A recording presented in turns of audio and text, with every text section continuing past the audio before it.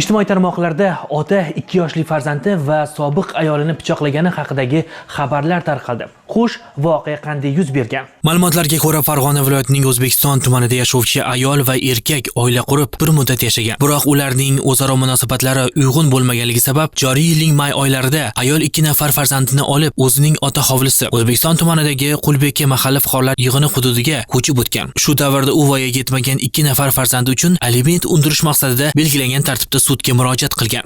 Hamda mazkur ijro hujjati byuroning O'zbekiston tuman bo'limi shurutiga kelib tushgan. Ijro harakatlari davomida qarzdorning mol-mulklarini aniqlash maqsadida byuroning MIPportal elektron dasturi orqali hamkor tashkilotlarga so'rovnomalar yuborilgan.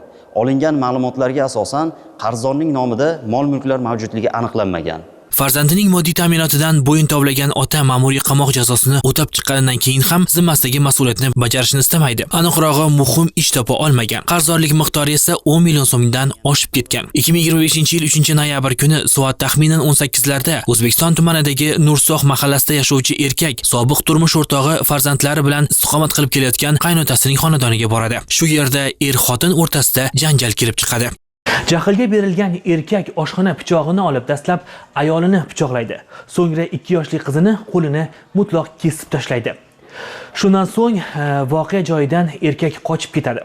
Bu voqelikni ko'rgan oila a'zolari ayol va qizaloqni shifoxonaga olib boradilar. Olingan jarohatlar oqibatida ayol va voyaga yetmagan qiz shifoxonada vafot etgan. Mazkur holat yuzasidan erkakka nisbatan Jinoyat kodeksining 97-moddasi, ya'ni qasddan odam o'ldirish bilan jinoyat ishi qo'zg'atilib, u protsessual tartibda ushlangan. 2 yoshli qizaloq hali hayotda yashashga haqli edi, ammo ota-onasining janjali sabab otasi qo'lida jon berdi. Holat yuzasidan ayni vaqtda tergov va surishtiruv ishlari amalga oshirilmoqda.